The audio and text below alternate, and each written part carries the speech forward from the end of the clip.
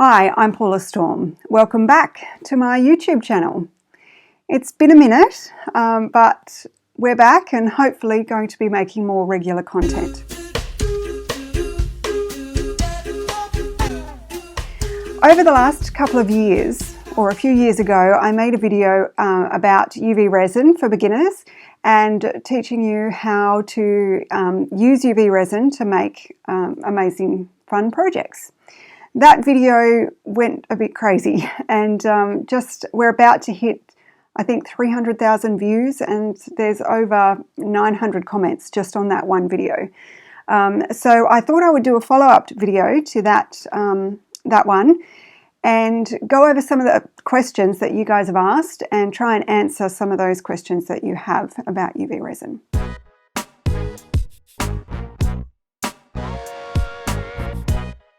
So I have with me my darling daughter Molly, who's going to ask the questions today and see how we go. So, Molly, what have you got for me? Okay, so this question is one that a lot of people have had, and they are a bit mad at you, Mum. Oh no. So, Jen S has asked, oh dear, what happened to PPE? Mask and gloves? Yeah, okay. So this question did come up a fair bit, and I wanted to address that, obviously, because it is very important. So when I first started using UV resin, I found it by watching other YouTubers. So Jackie from Nerdy Crafter and Rachel from Creative Rachy, both of them at the time were using a lot of polymer clay, and they were also using UV resin as a sealer for their polymer clay projects. Back many years ago in the early 2000s, I was a nail technician for my job. So I used a lot of UV gel products, and so UV gel felt like something that I was used to and that I would be comfortable with. Back in those really early days, we weren't aware of the dangers of UV gel or resin, and so none of us were using PPE. We've since learned, obviously, that it is something that you need to focus on and you need to be aware of. And so I do definitely recommend using proper PPE. So the basics are nitrile gloves. So using nitrile gloves especially, I've read that vinyl gloves aren't the right thing to use for UV gel. So I definitely recommend nitrile gloves. I just got these at my local big box hardware store, Bunnings, for under $20 for 100 gloves. So these I highly recommend. The other thing that you do want to think about is wearing a respirator or a mask of some sort. Personally, I'm not overly worried about wearing a respirator, mainly because I'm in an extremely well ventilated area. So I don't have any lights set up in my studio here, but I do have a full wall of windows and big sliding doors. So pretty much the whole, behind the camera, pretty much that whole wall opens up to the fresh air. I have doors on this side as well, so I have a lot of airflow. And if I was concerned, I would use a fan and get that resin, the off-gassing or the, it's not really a smoke, get that steam away from me so I'm not breathing it in. But over the last few years, we've all got a stash of masks. So worst case scenario, just pop on one of your COVID masks, and that makes you safer than not wearing one at all. The other thing I wanted to talk about when it comes to PPE is the light that you use for curing UV resin. As I mentioned, because I was a nail technician, I'm really comfortable using UV lights. When I first started using gel back in the early 2000s, as I said, UV gel for nails was just coming out. And so we did some seminars with different companies who were bringing it to the nail industry. And so that company that I worked with was Biosculpture. So they were one of the first, even before the Creative Nail Designs doing shellac. Before all of that, I was using gel. And at the seminar that I took, we learnt that the UV lights are not very powerful. So they're quite weak. And I vaguely remember don't quote me, but you would need to spend 10 hours under a UV nail light to get the same amount of UV radiation as you would get from being outside for 10 minutes. So me personally, I'm not worried about a nail light, but if you are, I've looked up on skin cancer website, I can't remember the exact name, but they recommend put on some sunscreen, you know, half an hour before you use a UV light. And also if you want to, pop on some sunglasses that have UV protection built into it. But basically, don't look at the light, face it away from you, and yeah, you're not going to do yourself damage in 10 minutes of using a UV light. But yeah, so they're the basics. I highly recommend using gloves, highly recommend using a mask if you can, and pop on some sunscreen. That's going to protect you from the UV light. So I hope that covers all your questions. But yeah, do use PPE. Okay, this question is from Joyce, and Joyce says, I make retractable badge reels, and the industrial glue that I use isn't holding the hard plastic and metal together. Is this good for my items? So to answer this question, I'm going to just make a couple of pieces quickly.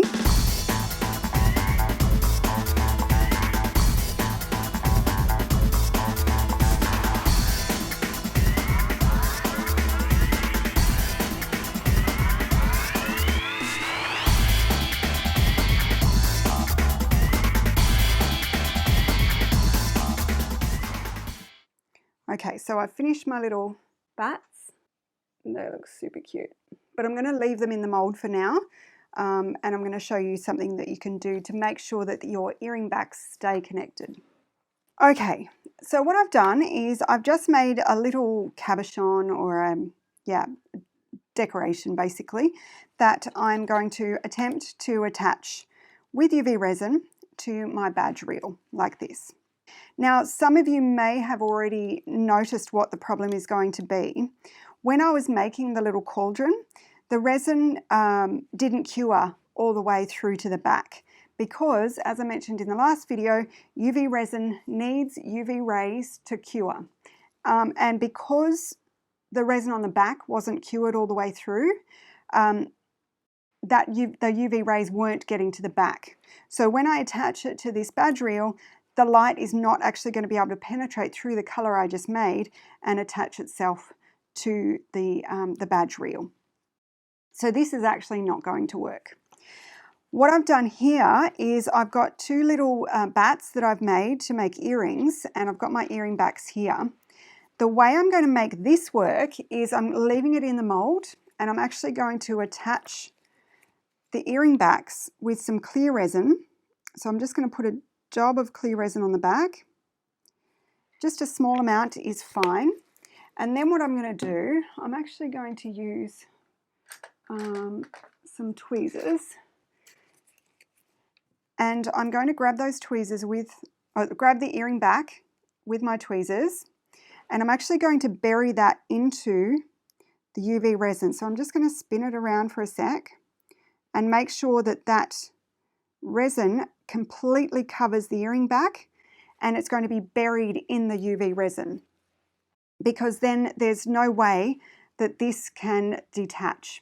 I have done it in the past where I just put some resin on and I sat the earring back on top, and that earring back did actually pull away after a while. So I used it maybe 2 or 3 times. I wore the earrings 2 or 3 times, but it just popped off the back one day because it wasn't actually buried in the resin.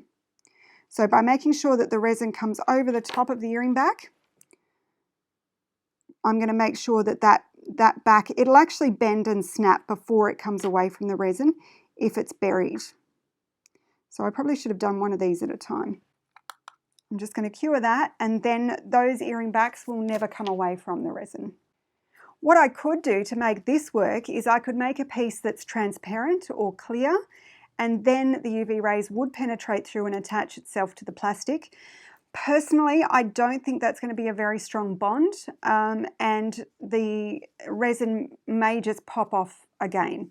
So personally, what I would do is I would take this piece and get some 5-minute epoxy, mix it up, coat the back of the piece and then attach it and just let it cure over that 5 minutes, and then I think you would have a much stronger bond between the resin and the plastic. So let's take these out of the mold, and there we go. We've got some super cute little earrings made from UV resin. There we go. Aren't they cute? Next question. Yeah, this one is from What V Loves, and she asks, I use a normal resin for my base. Is it okay to use UV resin on top to seal a photo after the base hardened? Absolutely. There's two questions there. Is it okay to combine UV resin with regular AB resin or epoxy resin? The answer is absolutely yes. You can do, even if your epoxy resin isn't quite flat or it's a bit bubbly or you need to sand it down, instead of buffing through all the layers of sandpaper to get a nice high shine on your epoxy, you can actually just coat that epoxy on top with UV resin and you'll get a beautiful shine. I've found it does take a bit longer to cure, so I would put it outside in the sun because it's a stronger UV ray and it will cure much quicker and you'll get a beautiful high shine. The other part of that question is how to seal a photo into resin. So there's the best way I've found to insert fabric or paper or photos or things like that is to actually seal your paper first with Mod Podge. I love sealing things with Mod Podge because it removes a lot of the bubbles, so you don't get as many bubbles, because the bubbles happen when you insert mostly organic, so natural things like paper obviously made from trees or wood, and wood in particular creates a lot of bubbles, flowers, so all of those sorts of things. I find if you seal that with Mod Podge or even a very light PVA that's mixed with water to make sure it's see-through when it's dry, I find that you get the best results when you do that.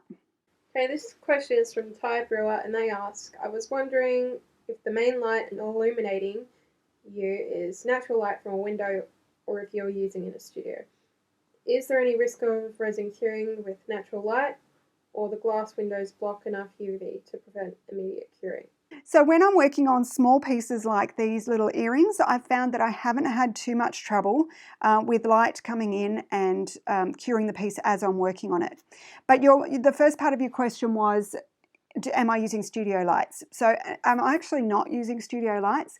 As I mentioned in the PPE section, I actually have a full wall of windows in front of me here. So just behind the camera, there's a full wall of windows. And actually, you're probably getting a lot of glare off my glasses, so I'll take them off. So that does let a lot of light in, and I do have to be careful to not let my UV resin cure while I'm working on it. I actually did quite a big project, and I was spreading resin out over a really big piece. It was actually a desk for my daughter, and I don't recommend it. I would actually use epoxy resin for a big piece like that because it did start curing up while I was working with it through the windows. So I think if you're working on small pieces, making sure you're outside of direct UV light, also the sun as it's streaming in, just make sure you're not in that direct light, and you shouldn't have too many problems with it curing on you. But yes, it will come through the glass and cure your piece if you're not careful. Okay, so this next question is from Fitness Freak Sid, and she asks, when I use the lighter, it burns the resin. Any advice? Okay, so yes, leaving your lighter too long in one spot will actually burn your resin, and that's sometimes why you get that smoke coming off. So let me show you how I work. Okay, so I've got a little mold here, and this has lots of little corners and things, and that's quite often where you will end up with problems of bubbles getting trapped. So I'm just going to pour some straight clear resin. Which one am I going to make? I might make this flower because it's actually got some little grooves in the bottom, some little indents, so it's more likely that the bubbles will get trapped in there. What's the bet I don't get any when I actually want to? So I'm not wearing gloves at the moment because I'm not actually touching the resin, and I don't plan to touch the resin. So I'm actually just going to use this little toothpick, and I do need to put my glasses back on. So what I'm going to do is I'm going to run the toothpick around the outside, and I'm going to make sure that there's no bubbles trapped. So that's one way of removing some of the bubbles without having to use a lighter. So you can do it that way. So while I was trying to show you how to deal with bubbles, I actually didn't get any. So I'm going to create a scenario where I'm more likely to get bubbles in my piece. So I'm going to pour my resin into my little cup here. So this is a pigment that I got in Japan that I absolutely love, and it's quite transparent.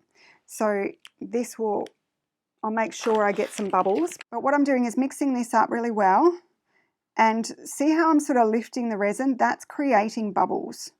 So to make sure you don't get bubbles, you don't want to be lifting your stirring stick up out of the resin, and that will help reduce the amount of bubbles you get. So I'm just going to pour this in. What I'm going to put it in the little kitten.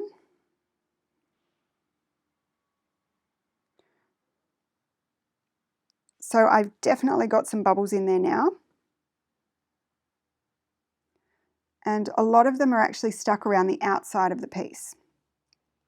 I better put some gloves on. To stop you from burning the resin, what you need to do is make sure that you don't leave your torch in the same spot for too long. I've also found that I have this problem happen or arise when I use a heat gun. So you can use a heat gun to remove bubbles. I'm just going to show you the bubbles there. You can also use one of those kitchen torches, so they work really well to remove bubbles. But the biggest thing is just to make sure that you don't leave the flame or the heat in one spot for too long. That's why I actually prefer a little barbecue lighter, because I find I can see the flame, I know exactly where it is, where with a heat lamp or a heat gun, you don't actually, because you're not feeling the heat coming off as much, because it's not like a hair dryer and it's not blowing onto the piece. I find that I'm more likely to burn my resin if I do use one of those heat guns. So I really prefer the barbecue lighter, but just make sure you don't leave it in one spot for too long. Okay, so I'm just going to run the flame over. And as I mentioned, I'm going to be really careful to not leave the flame in one spot for too long. So with the flame, I can see where that heat is directed. This mold's a bit hard because it's so far down. I might actually top it up a little bit with more clear. So you can see there's some bubbles in the middle and quite a lot around the outside. So I'm just going to run my toothpick around to try and release those bubbles from the sides. And if there is any bubbles, I just try and bring them up to the surface.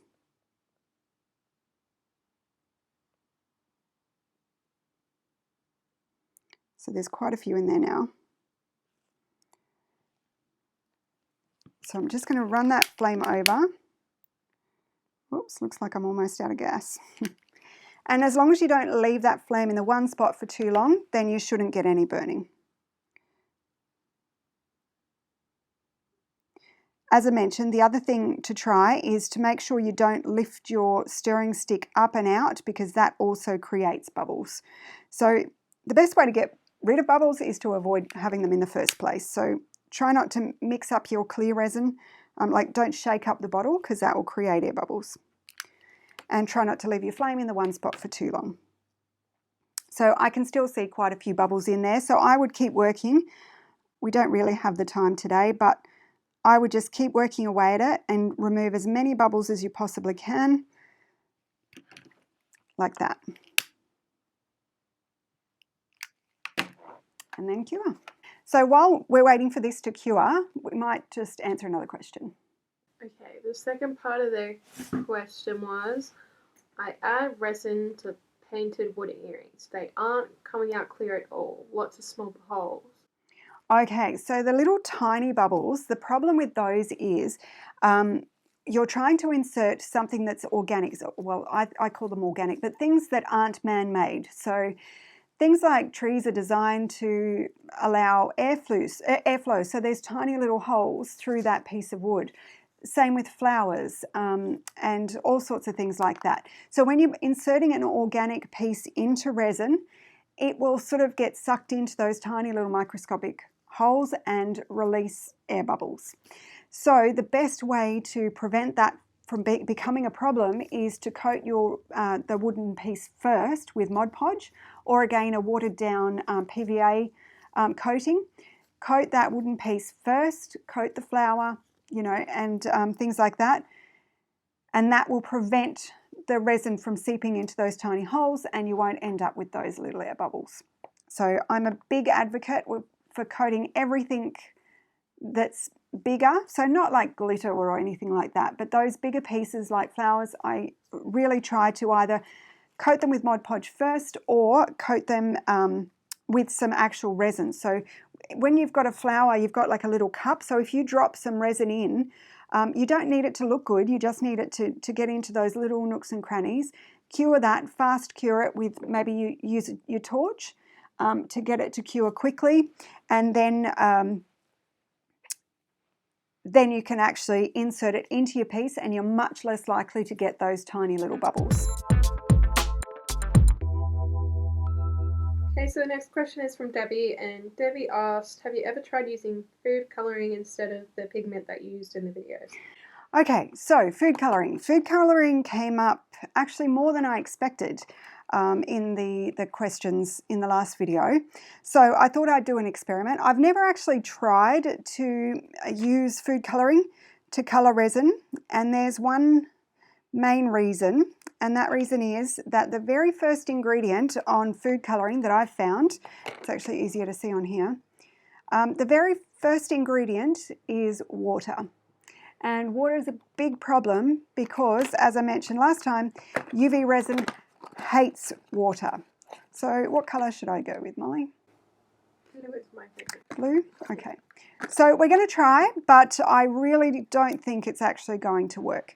There is lots of things that you can use to colour resin. You don't just need the pigments. But in my experience, and again, I'm not actually touching the resin, so I'm not going to put my gloves on yet. But in my experience, yeah, see, this is not going to work at all. See how it's just bubbled up? That's actually what happens when UV resin comes into contact with water. So that I can tell already that that's not going to cure. So personally, I wouldn't bother even trying. So you may get it to cure, but it will look spotty all the way through your piece. And if that's the look you're after, then go for it. But I'm just going to pour this into a mold. I'm going to do a thin layer so you can actually see the spottiness. I really don't think that it's going to cure fully. I think it'll be really sticky and we'll have a lot of trouble getting it to fully cure. So, yeah, I'll just pour a little bit more in. So as I was saying, there's a lot of different ways that you can colour resin. You don't always have to use the pigments. So I'm going to make sure I put a glove on so that I can clean my piece. So it eventually did sort of start to blend into the resin while I was mixing it, but I really don't think it's going to harden properly. I think it will end up just being a sticky mess. And sometimes you can get a piece to cure in the short term, but over the next couple of weeks, it'll start to go sticky again. So the resin you'll think that it's cured, but 2 or 3 weeks later, it will actually start becoming sticky again. So personally, I wouldn't recommend, or I would never personally use food colouring to colour resin. There's a ton of different things that you can use. So as well as buying pre-coloured resin, so this is a Sophie and Toffee resin that you can just mix up, or it's already mixed, so you can just pour it straight into your mould. You can also get pigments. So this is a pearl pigment, again from Sophie and Toffee. I actually really like using Sophie and Toffee products. They specialise in UV resin, so it's a really good product to use. You can also use things like this Pearl X pigment powder.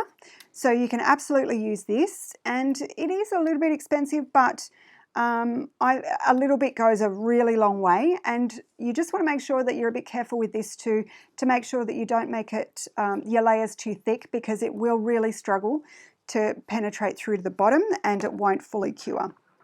I'm just going to flip this piece over and try and cure it from the back before we take it out and have a look what's going on with our science experiment. I've got a piece here somewhere. Yeah, I've got a piece here that I made using the pigment powder. So it's a domino piece, and I made this probably 2 or 3 years ago, and I just broke it open, and it's still gooey in the middle. So you really need to make sure that you work in extremely thin layers to make sure that it cures all the way through. I'm just going to pop that under the light. I'm glad I have my gloves on. So pigment powders are great, just work in very thin layers. The same with mica powders. Mica powders are great, you get really cool effects, so you can definitely use mica powders if you don't want to use pigments. Another way you can colour your resin is to use acrylic paints. Now, I don't like mixing the acrylic paint into my piece. What I'll do is actually pour a very thin layer of resin onto the base of the mould, and then I'll actually paint the piece with the acrylic paint. So you can get really creative and paint designs onto your piece and then let it dry completely. Then you can pour some more resin on top and seal it into the full resin piece. So yeah, let's have a look at what happened here. So we could probably tell by this. I can't actually, with gloves on, yeah, no, it's still sticky. So I have a feeling that this is probably not going to cure all the way through because of that food colouring. And we're not going to get a yeah, see, it's really bendy coming out of the mould. Super bendy, so you don't want that from your resin. And I'm just going to hold it up to the light. It's really patchy. You're probably not going to be able to tell on camera there, but the colour is really patchy.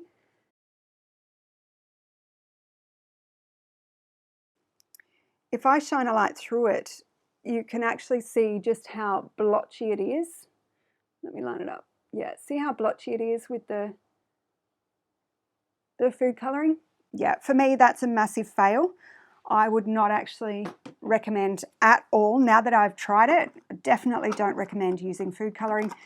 It's just not going to be consistent. UV resin is expensive, so wasting it with food colouring, yeah, I don't recommend. Okay, this one comes from Kiki's Life to Live, and she says that you've answered pretty much all of her questions, but she's just left with one. Okay. And that is, where did you get your moulds from? Okay, where did I get my moulds from? So I've got them from a lot of different places.